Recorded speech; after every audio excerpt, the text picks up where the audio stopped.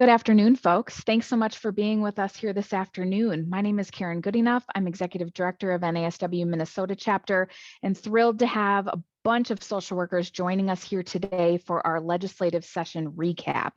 This has been, as Jenny said in her newsletter, all the words you said, Jenny, unprecedented, big, huge, crazy words that we're using for all the things that happened during this current legislative session. So we have all kinds of things we want to report back out to all of you. So thank you to all of you who have been following our legislative policy work over many years, and particularly over this very busy session. Today's session is being recorded. It will be put on our YouTube channel so that you can share it with your colleagues and friends, and we can send people to it who missed today's session. But I wanted to let folks know who are with us that if you speak, your likeness, if your camera's on, will show up in the recording. So just to let you know that. And after today's session, Miley on our team, Miley Vu, wave to everyone. Miley will send everyone your CEU. And if you are watching the recording, you can count this 1 hour as an independent study CEU. So with that, I want to introduce to you all a person who needs no introduction any longer, but our amazing lobbyist, Jenny Arneson, who works extremely hard throughout the legislative session and year long on behalf of all social workers at the Minnesota State Capitol and in any policy circles we need her in. So Jenny, thank you so much for being with us. Jenny is a social worker herself, has been a past Minneapolis school board member, knows the lay of the land here, and has, over the last 3+ years now, has built some really fantastic relationships for us at the legislature. So Jenny, thank you for all of your work this session, and I want to turn it over to you.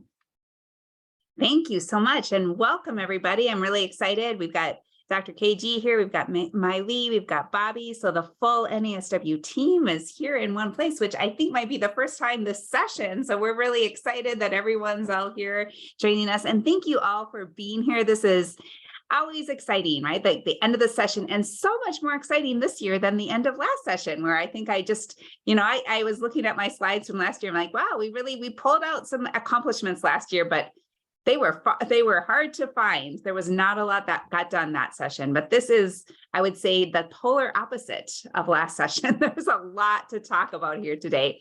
So this is what I'm thinking we're going to do. We do not have a very big group, which is extra fun. And you are our loyal policy followers. We also, I see, have a good number of people on our SPAN committee who's joining us today. So they have some information. So we're going to keep this pretty informal. I did not, there is no short, we could spend hours, like truly, we could make this an 8-hour thing if we wanted to, but we're not gonna, we're gonna spend only an hour. I am gonna hang around after. So if there's like something really in depth that you're excited about, we can keep talking. But what I thought we would do today is I've broken this down into different topic areas, roughly by kind of committee area. And I have some information to share about those areas, but you probably do too. So I really would like to keep this like a conversation going, and just to roughly organize us, I've kind of organized it by topic area. So for example, the first thing that I thought we would talk about is education. So our talk about some things, if I forgot something, which I'm sure I will, you can highlight maybe something that you're really excited about, or if you want some clarification, we'll just talk about it then. It is possible, I'm going to tell you that I might not see your hand being raised. So just because I can only see about 4 or 5 people at the same, as you know, when we're sharing slides. I can watch for them too, Jenny, and let you know if someone's chiming in. Cool. I do have the chat up though, and I don't really mind if you just kind of say, hey, I have a question. That is totally fine. Or hey, I have something to say. That is really fine as well. Again, there's not that many of us, and we're just having a conversation about this unprecedented, historic, very busy, like every single bill was introduced, like this is historic that we're doing this. So this is a big session. So with that, let's just get started. So let's talk about education. So we spent a lot of time, social workers did, in the education committees this year. And the big thing that we were working on was one of our legislative priorities, which was our Medicaid billing for school social workers. We were trying to pass a legislation that would require DHS to work toward allowing social workers to bill for their services. So right now, we have school social workers who are licensed clinical social workers. They're providing mental health services, and just kind of the way the billing works, the education system and the DHS, the mental health, the Department of Human Services systems are not talking well to each other. There's some federal approval that's involved. And so they weren't getting paid for their services. And we thought if they get paid and can bill for the services that they're providing, that they're qualified to bill for, that's more money for the schools that can then be reinvested in school social workers. This has been a long project. It's not that anyone is really opposed, but it is really getting these systems to talk to each other. So I'm not going to go into a lot of details about that, except to say that we successfully passed this bill. And so what's going to happen next is we are going to work with DHS to file for federal approval, like to get this billing process approved, so that soon school social workers will be able to bill for the mental health services that they are providing to our students. So we're really excited about that. That was probably a 15-year or so project. The other thing that we got, which was really exciting, is we worked hard on getting direct funding for school support personnel, which includes school social workers. So this is the group of people, including school social workers, the school nurses, the drug and alcohol counselors, school counselors, the people who provide mental health support. School social workers are the only mental health providers within that group, and then other social emotional support. And we got some direct dollars, which is the first time ever really that has happened. So we have about 64, not quite $64.5 million for this biennium, and then $117.7 million moving forward. So that is a significant investment, considering the previous investment was $0. So we have permanent dollars that's dedicated funding, and we wanted it to be dedicated so that we weren't competing with like teacher. We didn't want an unfunded mandate. We weren't interested in kind of competing, making schools choose between a classroom teacher and a school social worker. We also got, as part of that pipeline program, some direct dollars to help grow the workforce with these school support personnel and school social workers. So that's 10 million in the base. So 10 million this year, next year, moving forward. We also got, so we got that. The other nice thing that we got for those of you, we got some for mental health supporters. We were able to get some dollars dedicated, summer school dollars, we call it extended time revenue, for students in residential and or treatment facilities to make sure that they're able to continue their education in the off season. So those are the other, we also got a mental health lead at the Department of Education. So that is somebody who can support our school social workers especially when there's some extraordinary mental health needs. They can be a resource and support our social workers when they need a little bit of extra help. So I'm going to pause there, and I'm going to invite additional discussion about our any education. I don't know if there's school social workers in the audience or anyone else who has anything else to contribute to the education world. This was just in generally speaking, you likely have read a lot of headlines about this. There was significant investment. It was one of the biggest areas of investment this session. There's a lot of money that was put in supporting it's been well documented that the special education services have been underfunded for a long time, like structurally. And so there was some money that was put into that, some significant funds. There was also really groundbreaking is they tied the education funding to inflation so that schools will have far more predictable funding. So there's a lot of money and a lot of resources and a lot of effort put in predictable funding for schools. That was very much a theme in the education committee. Nancy, I see. Is higher ed part of this, or do you want me to wait? I have a whole nother slide on higher ed. I'll be quiet. Yeah, there's higher ed stuff too happening. Okay, well, can I just say that I'm looking at my list here, K through third suspensions. Yes. That happened. Yeah, so we expanded upon the preschool, the kindergarten through third grade suspensions ban passed. And it also includes, they also pass funding for teachers on alternative practices to support them in using non-exclusionary discipline, such as like suspension. So that was something that our students were working on. So we were happy with that. Yeah, that you're right, that passed. So for those of you not familiar, basically they're looking to to keep kids in school, and so there was some policies passed about like removing kids from schools and additional support and funding to train teachers so that they know, right, like they have the skills they need to to do other practices, other sorts of disciplinary practices. So that was a big deal too, which I think then I just want to highlight just kind of like what a big year this is, because these are really individually really big things that people have been working on for a long time. So there's certainly a lot of years where kind of that non-exclusionary discipline policy would have been like headline news, like that would have been a big deal. And that's kind of like, oh yeah, and they did that too. That's what that's what you're going to hear is the theme. So, oh yeah, they did that too.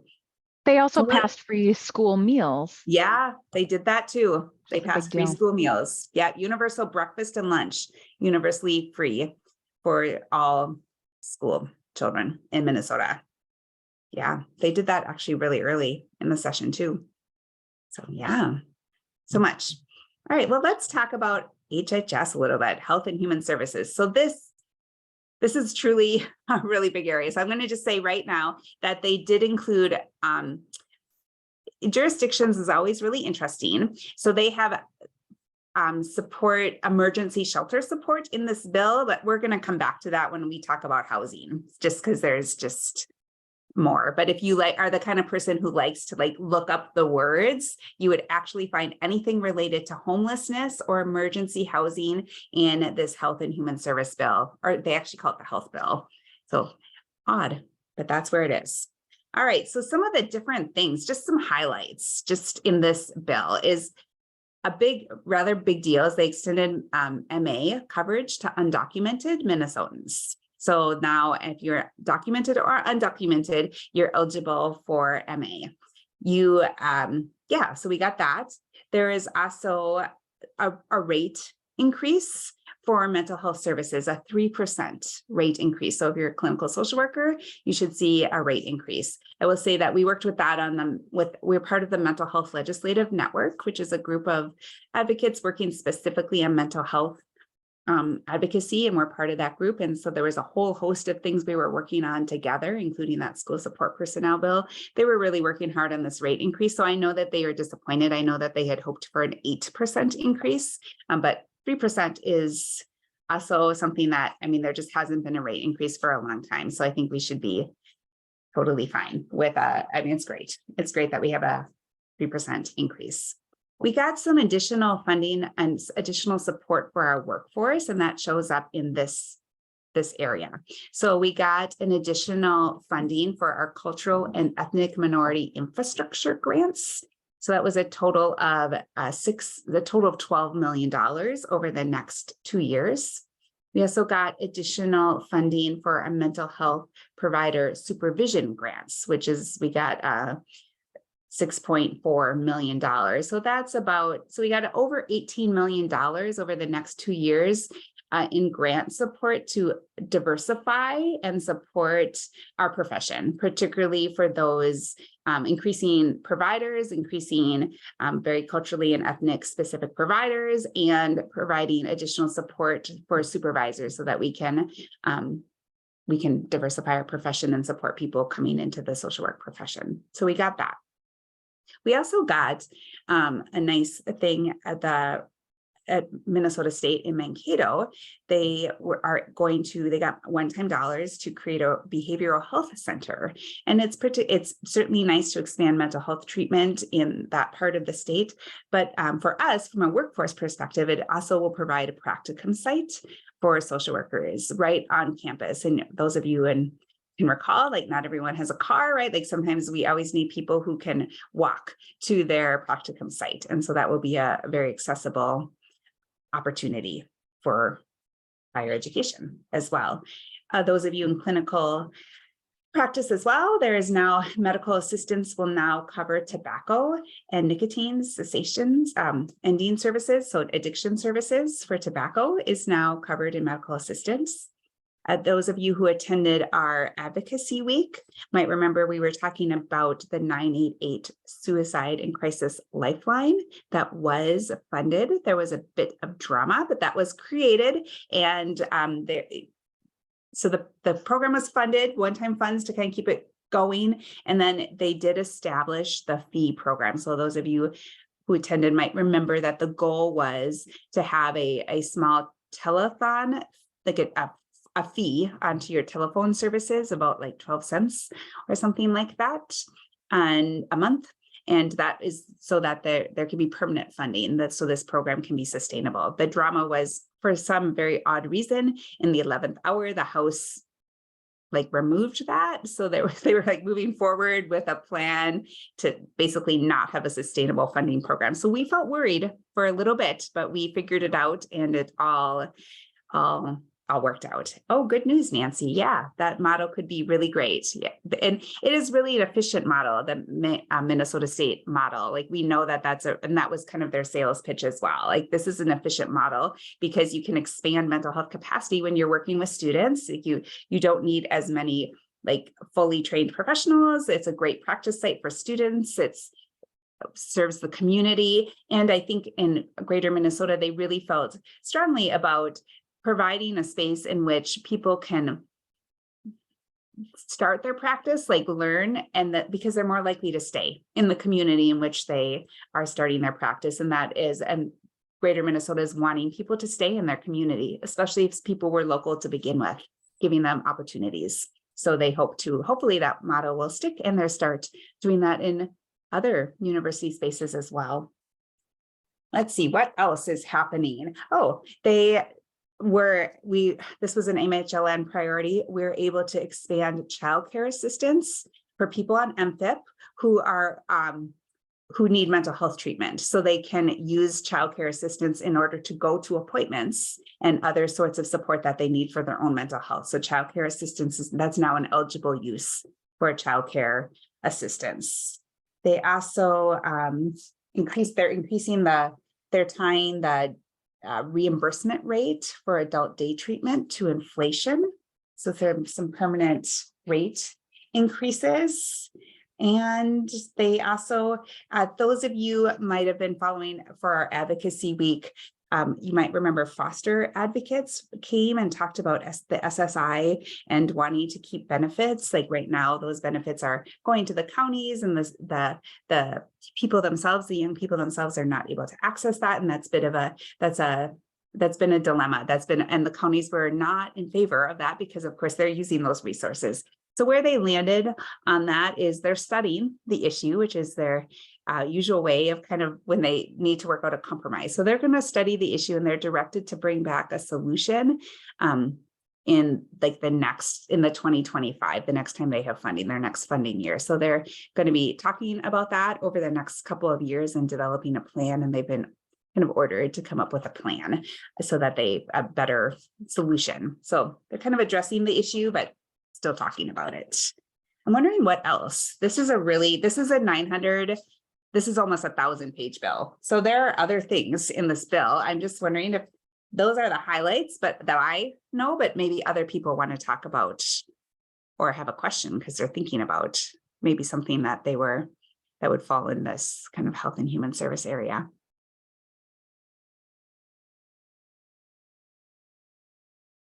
I can just the MAEPD, medical assistance for employed persons with disabilities. My notes say a historic change to eliminate the asset limit for MAEPD, and the idea around that is to address the issue of forcing people with disabilities essentially to live in poverty in order to access medical assistance. So that's a pretty big change.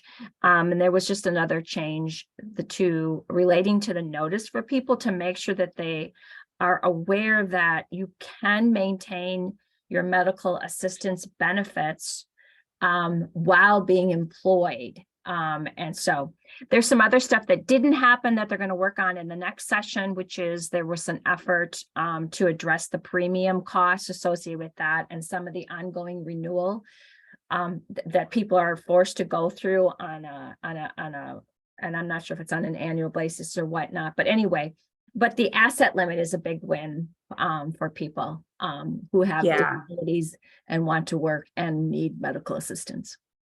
Yeah, thank you. Yeah, there is quite a bit of that. Sarah, you had a thought as well, or an update? Yes, I just wanted to add, I think, is conversion therapy ban in HHS as well? It's sorry, thank you. That is actually a standalone bill, but yes, Oh. that is great that you brought that up, because that's Okay, another good. one of the, and they did that too. Yes, there was a ban on conversion therapy for children and vulnerable adults. So not a full ban. There are also some specific requirements around, or prohibitions around marketing and false marketing, essentially, of the therapeutic services. I also wanted to add, when you mentioned the mental health 3% increase, just one small detail is that it specifically excludes substance use disorder treatment. So it was sort of a surprise to a lot of SUD providers that mental health was separate, and SUD services were not given that same increase. So it was just a small detail. Yeah, that's an important detail. And I think that goes to, again, kind of the frustration that some of the mental health advocates are feeling just in general. So there is quite a bit of jurisdictional confusion this session. It depends who you talk to. Some felt like they were very clear and there shouldn't have been any confusion, and some people were clearly confused. So one of the challenges, many of these bills were heard in actually the Human Service Committee, which is not to be confused with the Health and Human Service Committee. So they were basically kind of different chairs were hearing these committees and different committee members all session. And then as the session ended, as those deadlines passed, the committees ended, they suddenly transferred anything falling under mental health to the Health Committee.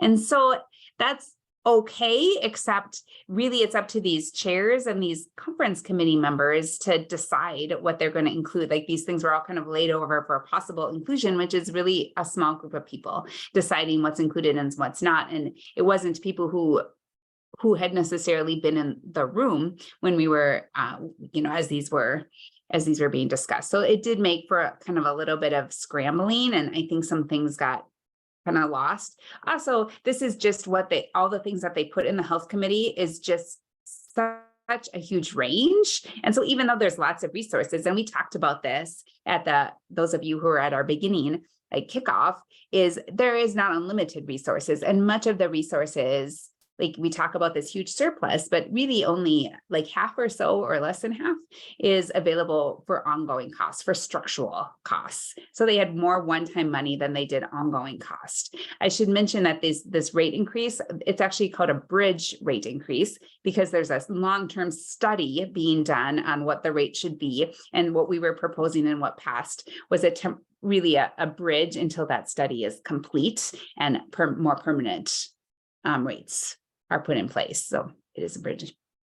Yeah, there is also, and it's not my area of specialty, but there was a lot in this bill about prescription drugs as well, really affordability and public disclosure. So if that's kind of your thing, you can read about it in this bill. There is also, I think, some very fundamental shifts away from HMOs. Again, not really kind of outside the scope of social work, but a lot of work done in this Health Committee on that.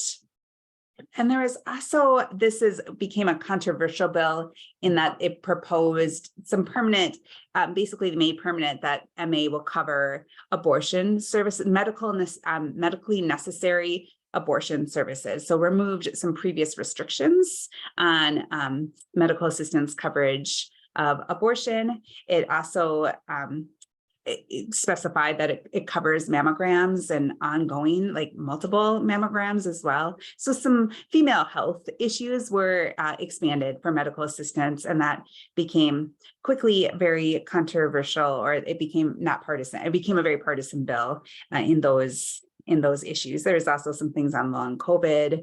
And those of you who are clinicians, you might remember the No Surprise Act that was federal. They did write in this bill that you need to follow it.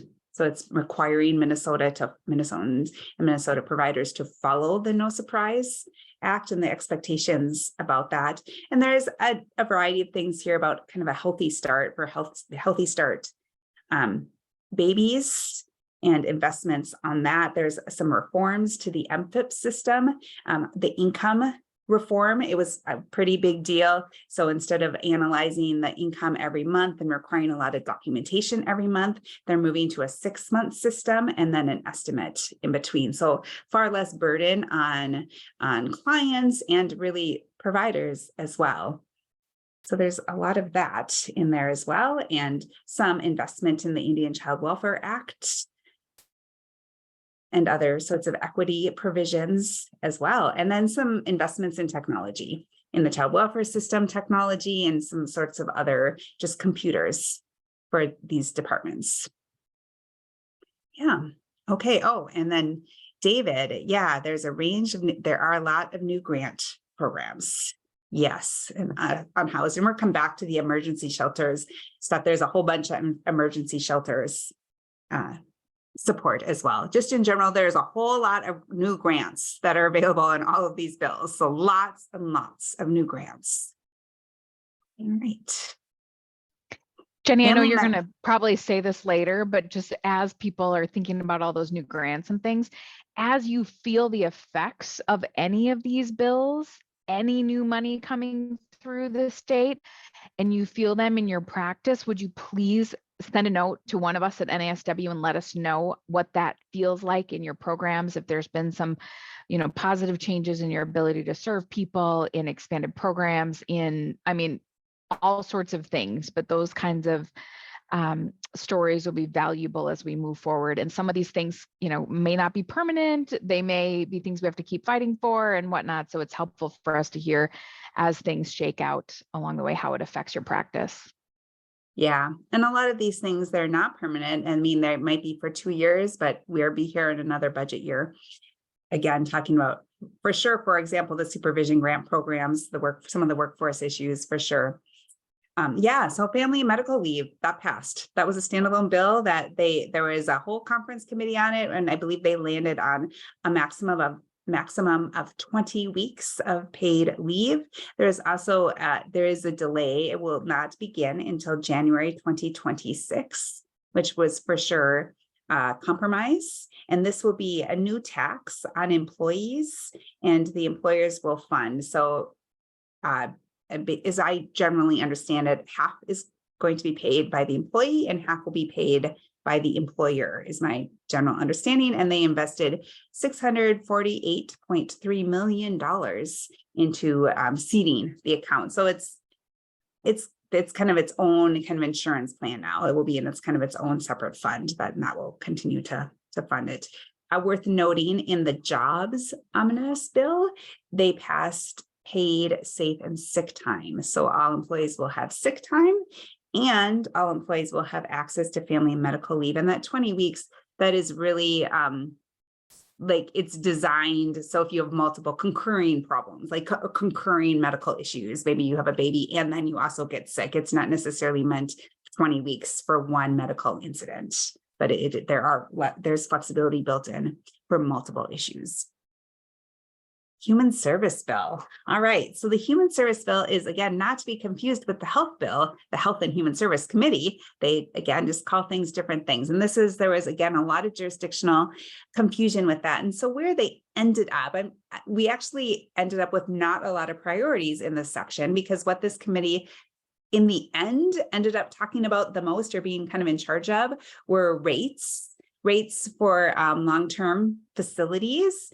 And nursing homes in particular is where they spent a lot. And nursing homes, the elderly and disability community is kind of what this group ended up focusing on. And so what we ended up thinking about the most in this group was the sub minimum wage issue for disability, the disability workforce. So that's what we ended up following the most. And it got really mixed up with nursing homes, which was unfortunate. It's unfortunate that in the end, it became a very partisan issue. Both of these things, nursing homes and the disability workforce, became hugely partisan, hugely unnecessary. And you probably heard a lot of talking points about nursing home assistance, it got really political. And we won't spend a lot of time talking about that unless people are super interested in the issue.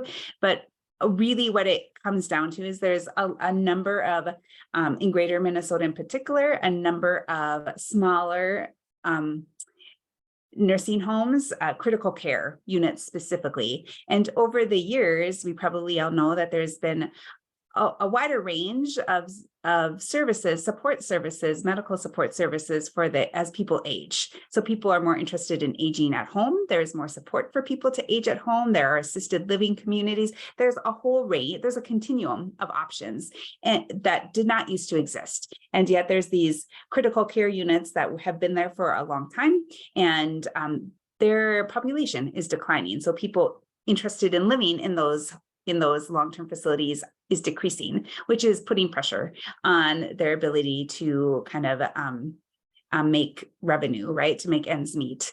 Furthermore, they've shifted models. Many of them have shifted away from a nonprofit to a for-profit model. And then of course there's COVID, and there's a huge recession, like the great resignation. So people are not wanting to work there. So there was a host of issues putting pressure on these, and it became all about these particular facilities, and it convoluted, I would say, or kind of took over the conversation. And of course, things get political as they do in politics. And there is a lot of talking points and oversimplifying of the issue. So it got, that became the thing in this committee. And so there were some in the committee who really wanted to put all the resources into these critical care facilities. There was others who wanted to put resources other places like in the disability workforce, and then other sorts of facilities. So what they did in the end is they gave it just generally a huge, like a 14% rate increase to all the facilities, all the kinds of facilities, all the things. So really everyone got kind of 14% increase is how they did that. They did a whole bunch of, if you look into these bills, a whole bunch of workforce support issues. None of them, unfortunately, are specific to social workers. We had one teeny tiny thing in there that we were kind of hoping that might have expanded a really specific sort of service that did not end up passing, but they just generally have a lot of workforce support, particularly for direct, I think they call them direct DSAs, direct support personnel, or DSPs, and then PCAs. So really the kind of the on the ground workers, a lot of workforce support, some advertising programs, some bonus retention grants. So trying to retain that workforce. In the end, they tied a deal to the bonding bill, which provided some emergency dollars to some of these critical care facilities. And in the end, they did give the thing that we were working on and actually cared about the most, probably, or was one of our top priorities, was the sub-minimum wage issue. And so we wanted a bill that would have required people to stop, employers, and Nancy can speak about this if I'm messing this up, but would have required that practice to end. That did not pass. What did pass was money to support providers to end. So they wanted to do kind of a both and, make people stop and also provide them support to come up with a different sort of employment model. And really this comes down to, if you kind of look at the history of the United States and our kind of economy, we have like this long history where we say that our economy is dependent upon exploiting a particular group of people as employees. And we frequently have the argument of our economy will collapse unless we continue to exploit this group of people. And so the particular group of people that we're talking about now are people who have disabilities. So we spent much of the session arguing that our economy would not collapse and it would be totally fine. And we had supports, and we were arguing against people who were saying that the economy would collapse if we didn't continue this sort of practice. So that was it. Did I sum that up about right, Nancy?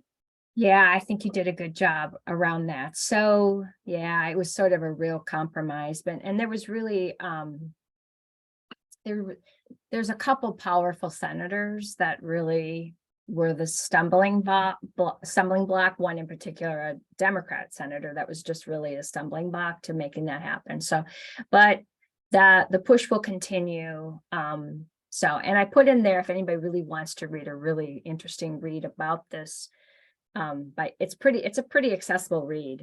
I put the name of the book in there, but there are other states who have done this and their economies have not collapsed. So it's a lot of, I think it's a lot of fear mongering, but there is money now to push for people to push them into really competitive employment, customized employment to push some of these providers. So.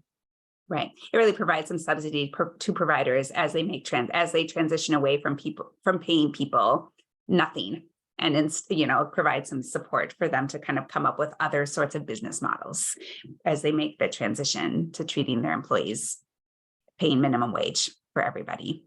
So yeah, so that was And that book. Yeah. The book that Nancy shared is 22 cents an hour by Doug Crandall, if people are listening or watching the recording later, in case you're wondering about that book on the sub-minimum wage. Yeah. Nancy, thanks for all your work on that too. I know this has been a hot topic you've spent a lot of energy on. We collaborated really closely in this case with the ARC Minnesota. So we were partnering with them and trying to just provide support, and wrote a lot of letters, and we were very present with this, but it just wasn't quite enough. But we did get some good support, and more importantly, we got money. The money wasn't cut because the money won't be available next year. So what was dropped was the policy piece of it, not the financial piece. David is highlighting in the chat, and that is important. $10.5 million was invested in the senior nutrition programs, which is designed, again, this is the committee that was working on older adults, and it kind of goes to the point where there was a group of people who were focusing purely on these critical care nursing homes. But in fact, there are many provisions in this bill that go beyond nursing homes. And David highlights the senior nutrition program. So there's financial resources and other sorts of a legislative task force on aging and other sorts of support so that older adults can remain living independently and aging at home. So those aging at home sorts of support that are in place. And just, for those of you in the mental health world, the transportation rates were increased for non-emergency transport. So a 10% increase. So there was other sorts of rate increases for emergency transport. There's a paramedic driver in the legislature, in the House, and they spend a lot of time talking on the floor about ambulances. I will tell you that because it's kind of his area of interest. So they talk a lot about ambulances. There's also some title protection for sober homes and some definitions for sober homes. And they created the Office of Addiction and Recovery in this area as well. So that's kind of, this area. Does anyone else have anything to contribute, particularly this would be where, again, older adults and disability ended up kind of living. I just wanted to add on the sober homes piece. Originally, there were some pretty significant regulations, and those were compromised out essentially. But there's some appetite to actually regulate sober homes, which are completely unregulated at this point. But the compromise was to create a legislative definition of sober homes, which hadn't existed before. So I think there's probably some momentum towards additional regulation that we're going to see next session as well. And it seems like it's been a topic for a little bit. Like there's definitely a group that is working on that, and the title protection was expanded as well. So they not only created the definition, but they gave all those folks title protection. So yeah, that is, and I think it's actually Representative Edelson, one of our social workers who tends to kind of specialize in this area as well, is my observation. All right, human services. All right, higher education. This is the moment, Nancy. So we're at higher education.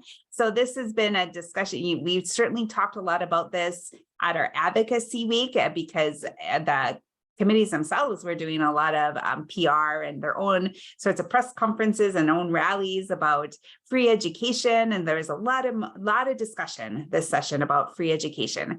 And really the House and the Senate had pretty different approaches. And so they did end up, obviously they had a conference committee and they spent a lot of time it's compromising. So and I will also say that they did not really end up with the resources they needed to do some of the things that the leaders in this conference committee wanted to do. They never really had all the resources to do that, and their plan was somewhat dependent on a rather complicated plan of other scenarios falling into place.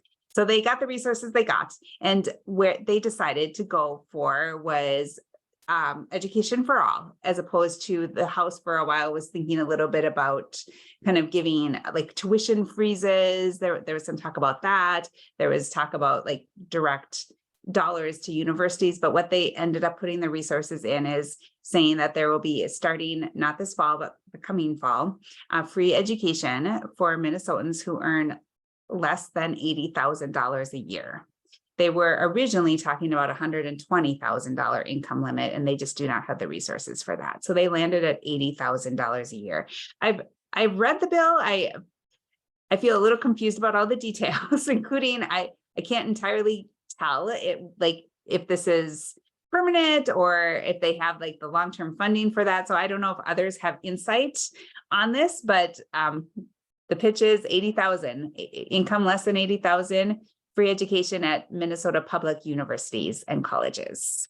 So that's where that landed. We also talked about paid intern. Well, for a while, you remember Jessica Hansen, Representative Jess Hansen, was carrying a bill about social work education, free social work education. And obviously that became kind of a moot point when they went for it. And the House was really kind of, she's in the House, and they were kind of taking this approach of kind of calling out particular programs and having those be free. But that's obviously a moot point if everyone's going to be free. And the paid internships did not move forward either. That was introduced rather late. And again, it really all the energy was about free education for all. So that's really where they kind of landed in their support.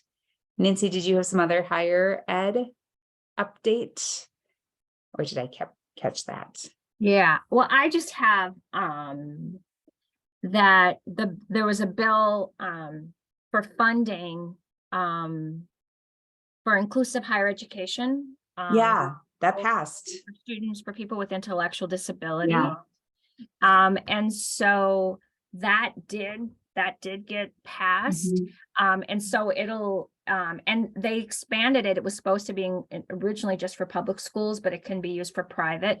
And so it's going to set up funding for like a technical assistance center to sort of support these programs as they're developed.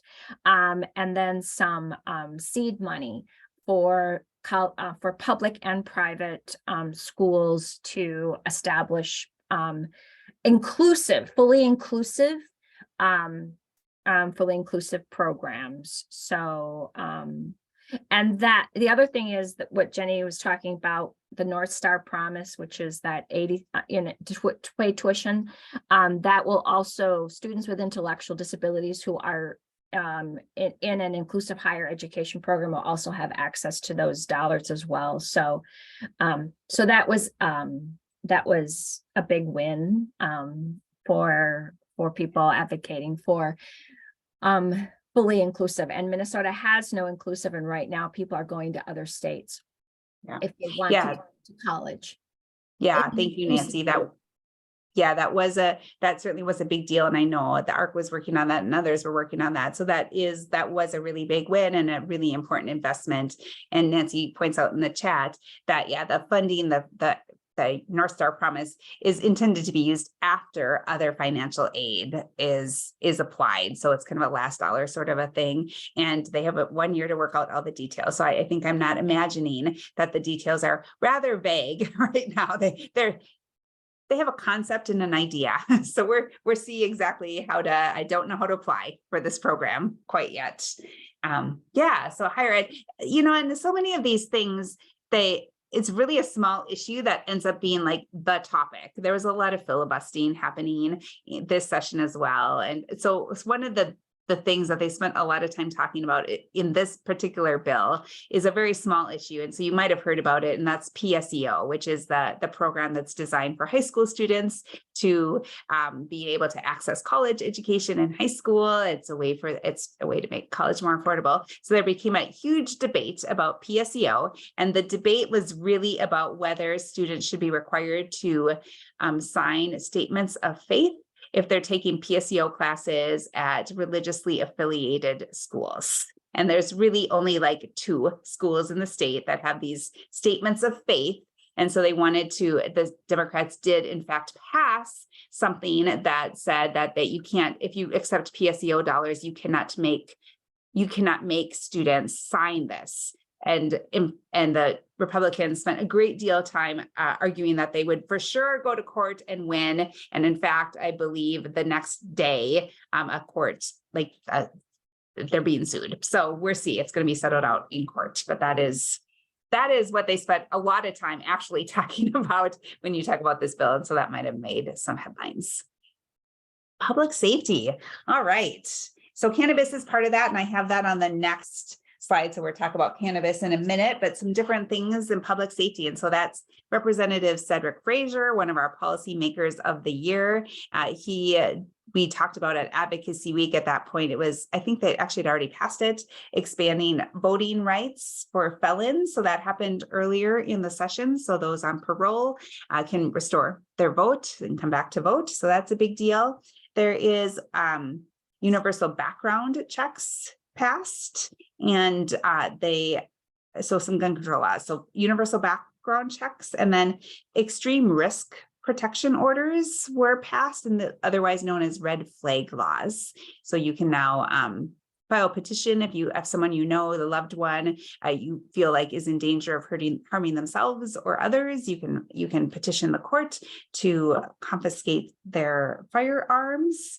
There is just an overall, there's a number of provisions, just overall opportunities for people to seek redemption and to reintegrate into society after time in prison. There is additional investment in public defenders and judges, so compensation, so increasing the wages. They have something that's called the not quite no-knock, which is the no-knock warrants. So they expanded no-knock warrants. It's pretty universal, but the not quite part is there is a window in which law enforcement can apply for a special warrant and appeal if they appeal for a no-knock warrant in particular circumstances, if they make the case that is like the only way, their only option to kind of apprehend somebody. And there is now protection for law enforcement personnel who report or intervene with excessive force. And then really important, it's most specific to social work is what I should say, is there is now grants. There was money put in, I think $2 million a year was put in there. It's grants to local law enforcement, like local government. So counties and cities can apply for grants, and they can use that grant. And the language specifically in there is for social workers and mental health providers to be first responders in a mental health crisis. So that's the language. And we kind of talked about that earlier in SPAN, at least. And there was some other language floating around, and we were pretty neutral on it, but we thought both languages could be fine. Like, it's on one hand, it's great that it says social workers. We did raise, the issue that counties don't have social work title protection. So for us, it was a great example that we used to saying these counties are applying for these dollars. These counties are this committee publicly testifying that they want to use the money to hire social workers, but they're also really, they play pretty loose with the title of social work. So we did kind of raise up that issue about who are they going to hire? Is it really social workers or just someone they're going to call social work? So that the alternative language floating around was from NAMI, and it was really just much more specific about the qualifications of people, and was just really laying out that if they're going to use this dollars, that it really should be somebody who has mental health provider qualifications. But they ended up, and the House did adopt that language, and we felt pretty good about it, but they ended up using the Senate language. And since all these committee meetings they were really really secret and behind back doors and not a lot of transparency. We really don't know why. We don't know the justification that that's just not the language they used. So in the end, the thing written in statute is that the counties can use and cities can use money to hire social workers as first responders. So that's what passed, and it's $2 million a year. I'm wondering, and then, yep, David points out earlier in the session, the right, remain under supervision. And that's the felon, the right to vote is restored for individuals who've completed their sentence but remain under supervision. And that's the bill that we talked about with Representative Frazier here. What other sort of public safety things does anyone want to highlight? Jenny, I just wanted to follow up on your comments related to the county title protection issue and let folks know that we will continue to work on that. We did get a bill drafted this year. It wasn't going to move anywhere this session because the legislators were clear they weren't going to do those sorts of things because they had all these other things to do. So we'll continue working on that, but I think we've made some momentum in that area. We did, and we were able to use this. I will say that when we brought this up, it was very much an aha moment to many legislators. Like, do you know that they're hiring? Like you say, if they say, like you have a vision in your mind when they testified, you know for sure that that's who they're hiring. So that was a big moment, helpful visual for us.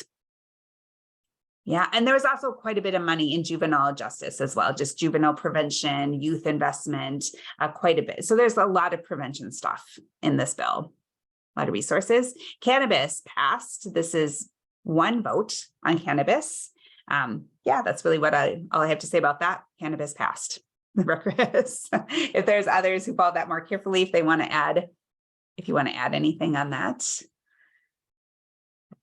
that passed. I think the biggest thing to highlight too is that it includes automatic expungements for misdemeanors related to cannabis possession, and then a process for the courts to look at higher level cannabis crimes on a case-by-case basis, which is going to take a long time, but they are doing it. But the misdemeanor level ones are automatically expunged. Yeah. All right. Well, we're at about 7 minutes left, but that's okay. We're on some other bills. Housing. So I'm going to sum this up by saying there was this housing bill invested. This is a $1 billion housing bill, which is certainly unprecedented. That's certainly an historic investment. And that $1 billion is going into building like infrastructure. So improving and rehabbing, preserving existing housing and building new affordable and accessible housing. So both, and it also includes money for rental assistance. And it also, at the third kind of bucket, it includes quite a bit of investment in grants and programs to increase home ownership.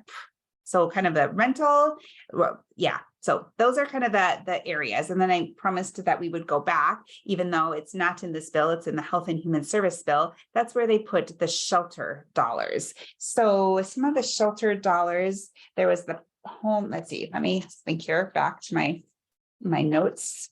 They have, okay. Beth, I know you probably also know this area really well. It's called the Pathway Home Act, and that's shelter capital. So they put $6 million, really $12 million into transitional housing programs. They spent $60 million for the Homeless Youth Act. They spent $6 million for the Safe Harbor Sheltering and Housing, and that's really meant for sexual exploitation, to try and target youth who are being sexually exploited. Did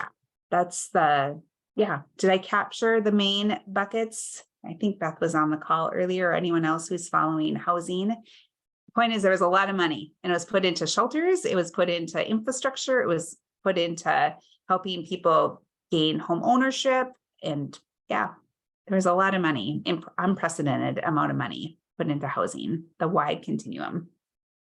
And Jenny knows I'm always pushing on her to tell me, like, she says a lot of money. I'm like, yeah, but was it enough? Was it what we needed? Was it what we asked for? So Jenny, in that continuum, where would you put the investments that were placed in housing?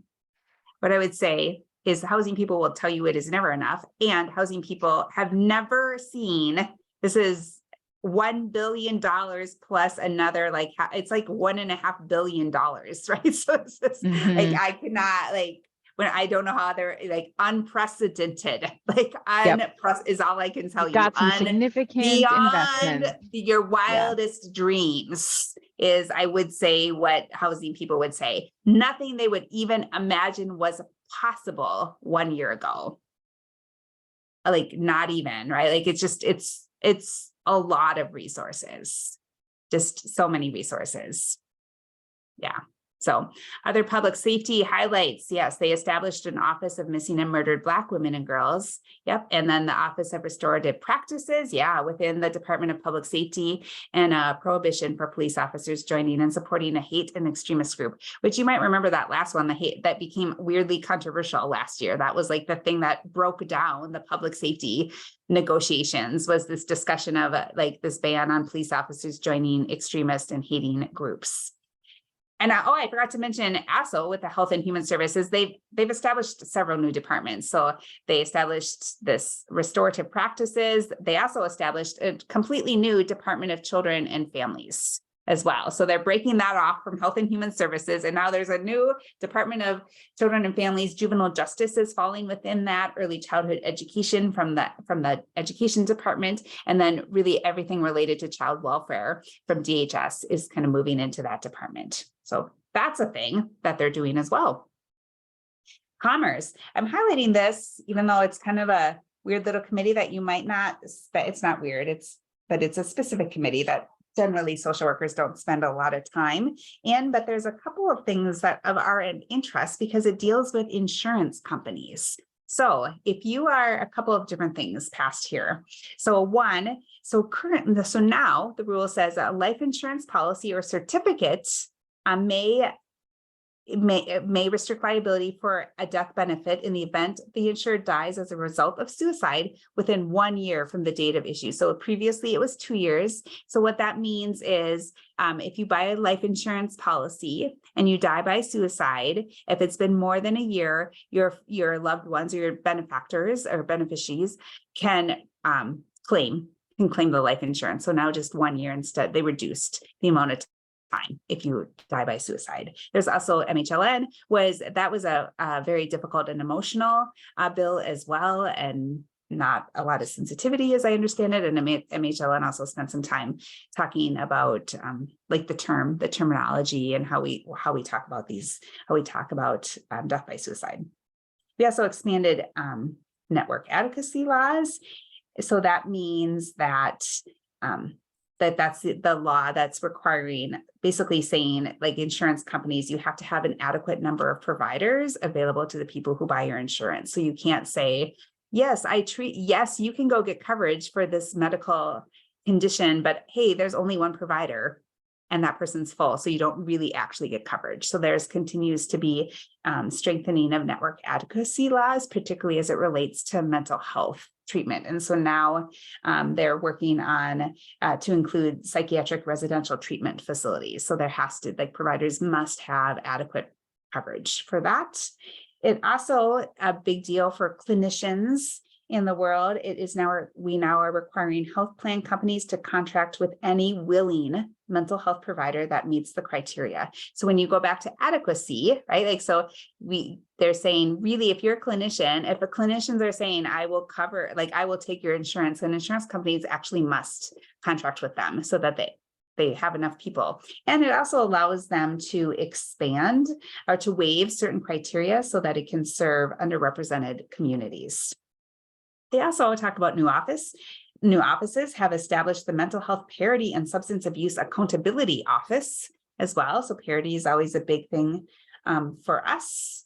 And timely filing. So there's some rules, some strengthening of timely filings of your clinician that is probably useful to you.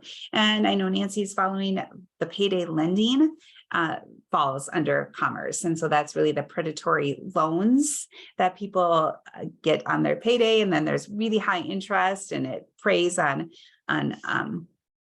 low-income people or people who are financially insecure. And so really, in the end, this was a huge fight as well. And the compromises were made, and I don't think anyone was 100% happy with the result. But the point is that it is a much stronger bill and a lot more restrictions on these sorts of lenders. Yeah, and restrictions on the I interest just rate. put in there, effectively, they got what they wanted because it's way too much work for lenders to have to evaluate borrowers. So from that 36 to 50. So, and I was at a celebration yesterday in town, put on by Exodus Lending, who's been leading on this, but they said this, I haven't seen anything official, but that Payday America has closed their storefronts in Minnesota. They don't want to deal with this. Yeah. So there's my, yeah. So basically they made the paperwork. They didn't like take it away, the ban, but they made the paperwork such a pain that lenders are not going to do. Lenders are not gonna, but they're gonna find other ways to work around this. So the people obviously will need to stay on top of this, but in the end, it is a win. Yeah, it is a win for sure. It was like not, like I said, that lenders aren't happy either. So no one was really like, that's the thing, and again, there's a couple of powerful senators who are pretty opposed. So it is one powerful senator. So there is, it's always happy that we got that done when you can get that done. All right. So we ended our comment in the transportation bill, which we definitely don't spend a lot of time in transportation, but there's one little provision. There's some money for Metro Transit for some public, or the Met Council, and they can use the money to hire providers to be in the public transit, connecting with folks who are seemingly experiencing maybe a mental health crisis, or seemingly homeless, or seemingly needing support, social service support, and they're there to be connectors, to connect them with the resources they need when they're riding public transit. So I'm going to pause, and those of you who need to sign up, we are at 1 hour, and those of you who want to hang out for a few minutes and ask questions and discuss about, you can tell us about your favorite thing that passed. I'm around. So thank you again for being here if you need to leave. And yes, please do share your stories with us, because it's also a way, like the way I'm kind of thinking about it this year is there's no one format that can highlight everything. So we have this session, we've done a newsletter, we have our NASW website, we have a members only section, we try and write some updates, we maybe can feature a story or two on our social media. So if you've got something that you want to talk about, even if you think, oh, it's just, I don't have all the things, even if it's just kind of one small thing, there's a lot of different ways we can highlight how legislation is going to impact social work this year. And there's just so many ways it's going to impact social workers and their clients. I just cannot imagine a scenario in which you're not going to have some impact in your work setting. Folks, we are going to hang around for just a couple of minutes and open it up for some further questions, but I am going to in a moment end our recording. So it's a closed convo in the room here, but I want to thank all of you for joining us today. I want to thank Jenny Arneson for your tireless work on behalf of the social work profession at the Minnesota legislature this year. You've just done more than we can imagine. And as you all are hearing, there was a lot to follow. I also want to lift up the work of my SPAN committee, Sarah Bush and Beth Winterfeld, co-chairs of our Social Policy Action Network, and all of our members of SPAN who followed bills, chimed in, many of which you heard from during today's session, who helped us put on our sessions during Social Work Advocacy Week. Thank you. This really takes our social work village to do the work on behalf of our profession in the state. And clearly we care about a lot of things. So we need you all at the table. So those of you who keep coming to these sorts of things, but are not at those policy tables, we welcome you to join us in the fall. We'll be looking for new members for our SPAN committee. We'll be looking for some new members to join our PACE committee. Also, if you're interested in helping us decide who we're going to support in the next upcoming election cycles, it absolutely matters. So please reach out to NASW to get connected with us in any way. Thanks so much for being with us here today, folks. Enjoy your summer, and we will be in touch soon. Thank y'all.